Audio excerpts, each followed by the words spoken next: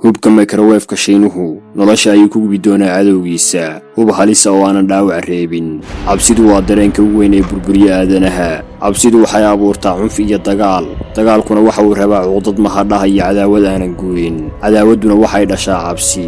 Waa giraan xidhan oo aan lahayn dhinac looga baxo. Waa erayo laga diiwaangeliyay saxafiyadda caanka ee Dorothy Thompson. Sancaynta iyo farsamada hubka casriga ah ee dunida maanta ayaa su'aalaha ugu weyn cadayn u noqon kara erayadan. dowlad walbana cabsida ay ka qabto dowladaha u dhigmay tartanka kula jira ayaa ku qasbay inay hormariso saanadeeda military ayna samaysato hub geysan kara gumaadaan hore uga dhicin adduunyada. fiiri maabka adduunka wareeji kadibna dooro dowladda aad rabto. marka la fiiriyo miisaaniyadda dalkaas hubaal waxa ay in miisaaniyadda gaashaandhiggu ay ka badan tahay midda caafimaadka tan waxbarashada iyo arrin kasta oo horumar lagu gaari karo. dhawaaqa ugu cusub ee ka soo yeeraya dunida hubka waa qori lagu tilmaami karo inuu hordhac ama trailer u yahay hubka loo adeegsan doono dagaalweynaha saddexaad ee adduunka. waa hub cusub oo sida microwave-ka u karkariyo shaaha iyo cuntada dhiigga ku karinaya cadowga loo adeegsado. waana tiknoolajiyad horseed u ah hubka ugu dambeeya ee waxgumaada. China waa mid ka mid ah dowladaha dhaqaalaha ugu badan ku bixiya dhismaha ciidan casri ah oo iska celin kara dhiiggiisa. dalkan waxay xuduud dheer wadaagaan waddanka labaad ee ugu dadka badan adduunka waa India. labadan waddan waxaa ka dhaxeeya muran xuduudeed oo sababay dagaalo toos ah oo dhex maray bartamihii qarnigii hore. ugu dambaynna sanadkii 1996 ayay heshiis ku gaadheen in cunfiga iyo dagaalka la joojiyo muddo kasta ay qaadanaysana in halka lagu doono wadaxaajood nabad ah iyadoo ay taasi jirto. haddana dhowrkii sanaba waxa ay saxaafadu tabisaa gacan saar dhex mar ciidamada labada dal. midii ugu dambaysana waxay dhacday bishii Juun ee sanadkii 2020 kadib markii ay guuto ka tirsan ciidamada kumaandooska India ay gudaha u galeen qayb ka mid ah dhulka ay maamusho China ayna qabsadeen 2 buurood oo ka mid ah buuraleyda Tibet. iska horimaadkan waxa ku dhintay qiyaastii 20 ka mid ah askarta India iyo askar aan tiradooda la sheegin oo ka tirsan ciidamada China.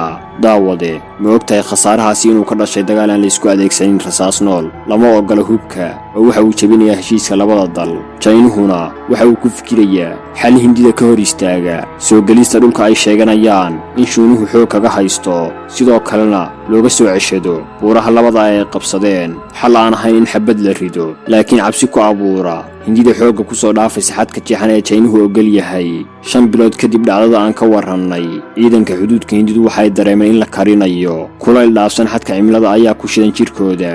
haraariyo hinraag iyo dhiid ayayna dareemayaan. si degdeg ah ayayna uga bixeen buurahan istiraatiijiga ee dhinaca koonfurta kaga aadan harada Yongonshu ee gobolka Ladakh. waxayna baneeyeen buuraley ay ka maamulayeen 3 xagal ay lahaanshiisa ku muransan yihiin 3 dowladood ee kala ah India, Pakistan iyo China. waxaa jahawareer ku riday inay fahmaan nooca hubka loo adeegsaday ee dhiigga ku kariya ciidamada saarnaa buuraha. su'aalaha ka guuxayay madaxa Hindida waxay ahaayeen kuwa aan loo hayn wax jawaab ah balse baraka tirsan jaamacadda Beijing oo lagu magacaabo Jin Conro ayaa sheegay in ciidanka China uu adeegsaday hubka microwave si uu u kariyo ciidamada Hindida. halka wargeyska The Times uu sheegay in Shiinuhu uu tijaabiyay hub cusub kaas oo u bedelayo oogada sare ee buuraha foorna lagu dubo dadka. 15 daqiiqo gudahood ayuuna ciidanka India kaga degay buurihii uu ku sugnaa isla markaasna China isku kula wareegeen gacan ku hayntooda. xaqiiqada ayaa in hubkani uusan ahayn mid dilaa balse uu meel xun gaarsiinayo xaaladda caafimaad ee qofka loo adeegsado. Hindidu markii ay ogaadeen sida Shiinuhu yeelay ciidankoodii xuduudka wax tallaabo ma aysan qaadin sababtoo ah lama jabin karo xabad joojinta u xirnayd labada dowladood. sida kiniiniga ayay liqeen dhibaatadii loo geystay. dabcan waxay sugayaan fursadooda. waxay eeganayaan Chinese ay markooda lugooyo u geystaan Chinese-ka. microwave-ka inoo yaala guryaha iyo maqaayadaha ee loo isticmaalo cunto karinta waxa uu adeegsadaa falaaro tamareed kuwaas oo uu ku aadiyo salka hoose aan saarna cuntada la karinayo. cuntada marka ay ku dhacaan falaarahaasi waxay sare u qaadaan heerkulkeeda ilaa ay ka bislaato. waana fikraddii aynu samayn jirnay waagii caruurnimada in muraayadad lagu beego ilayska cadceedda si loogu ololiyo warqad kartoon ama xataa caws iyo duur hubkani waxa uu shaqeeyaa hab la mid ah microwave-ka cuntada iyo muraayadaha akhriska ee ay ilmuhu dabka ka dhaliyaan. hubkani waxa uu kululeynayaa dhiigga iyo dareemayaasha kale ee jidhka, waxa uuna dareemayaa qofku inuu dhammaan jidhkiisu hurayo. kulaylkuna waxa uu gaadhayaa wadnihiisa iyo maskaxdiisa, jidhkiisana waxaa saaqaya laalaba iyo matag maadaama loo adeegsaday mawjado tamareed oo gaagaaban. qofku waxa uu bilaabayaa inuu ismaqashiiyo codad aan jiritaan lahayn oo uu keligiis maqlayo. kuwanina waa astaamihii laga diiwaangeliyey askartii loo adeegsaday hubkan. dabcan hubkani waxa uu ka tirsan yahay bah cusub oo dhowaan ku soo biiray saanadaha dawladaha horumaray, waxaana lagu magacaabaa e-bombs ama electromagnetic bombs. qoyskan cusub ee ku soo biiray hubka waxgumaada ma aha mid ridaya rasaas ama wax baaruud ah, waa mid adeegsada tamar la jihayn karo, taas oo lagu aadiyo hadafka la beegsanayo. noocyada ugu caansan hubkan waxaa ka mid ah laysarka iyo gantaalaha electromagnetiska oo la tilmaamo haddii la adeegsado inay adduunyada gadaal u celin karaan dhowr boqol oo sano.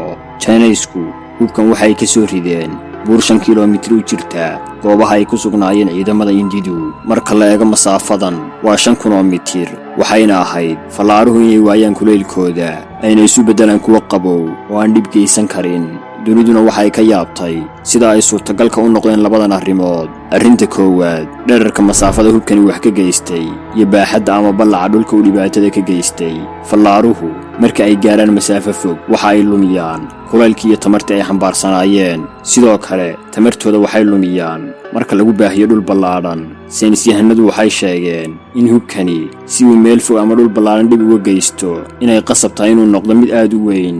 qorraxdu waxay inoo jirtaa in ka badan 150 milyan oo kilomitir, fallaaraheeduna waxay gaarsiiyaan heerkulka meelo ka mida dhulka in ka badan 50 celsius. 330 kun oo goor ayayna ka weyntahay dhulka aynu ku noolnahay.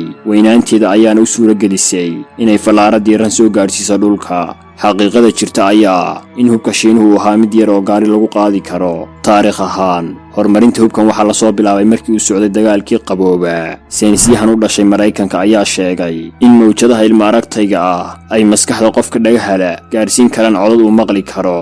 cilmi baarisyo kale oo soo baxay ayaa sheegaya in isla mawjadahani ay qaadi karaan kulayl dhibaatayn kara qofka loo adeegsado. waxaana bilowday tartan culus oo la xiriira dawladda ugu horreysa ee hub u beddeli doonta fikradda saynisyahanadu ay buwaagta ku qoreen.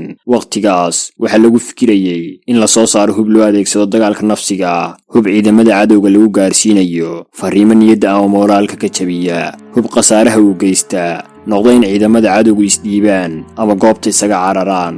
midowga Sofiyeetku waxa uu burburay 1991 waxaana hoos u dhacday hadalhaynta hubkan oo soo laba kaclaysay sanadkii 2016. meeshu waa Kuuba, dal xiriir taariikhi ah la leh midowga Sofiyeetka.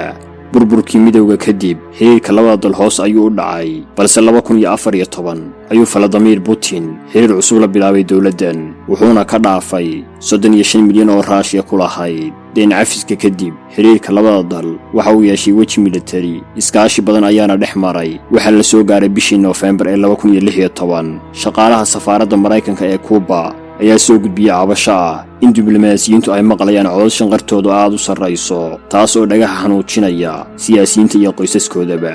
sidoo kale waxa ay sheegeen in ay dareemayaan xumad ay weheliso lalaba iyo matag. sidoo kale waxa ay ka cawdeen hurdala'aan iyo mushkilado kale. khilaaf iyo xiisad diblomaasiyadeed ayaa ka dhex qarxay Maraykanka iyo dawladda Kuuba oo iska diiday in ay qayb ka tahay ama wax ka og tahay arrimahan.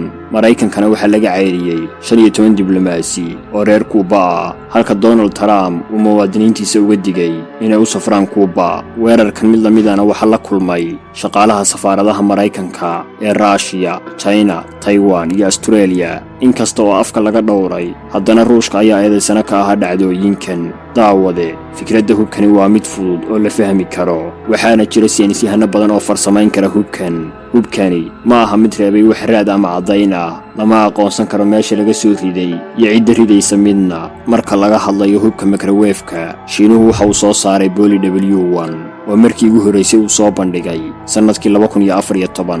Maraykankuna isna waxa uu farsameeyey hub u dhigma oo lagu magacaabo Heat Ray. cabsida ugu badanna waxa laga qabaa in hubkani uu gacanta u galo maafiyada, tahriibayaasha, ganacsatada hubka, kuwa daroogada ama kooxaha xagjirka ah oo dhammaantood haysta lacag iyo awood ay ku samaysan karaan hubka noocan ah. waxa keliya ee kaga gudban ayaa in ay raadsadaan saynisyahan ayna lacag ama handadaad ku haystaan si ugu sameeyo hubkan. bilowgii aadanaha hubka ugu weyni waxa uu ahaa dhagax, dhangad iyo laf, waxaana looga gudbay waran iyo seef inta aysan soo bixin baaruud laga sameeyo qoryo, madaafiic iyo gantaalo. noocyadaas kala duwan waxaa barbar socotay sunta oo ahayd hubka lagu dilo madaxda, aqoon-yahanka iyo dadka saamaynta leh ee aanan loo badheeri karin.